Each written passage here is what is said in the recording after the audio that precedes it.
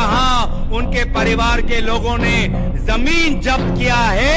एक एक माटी का, एक एक इंच जमीन का हिसाब लोगों को देना होगा।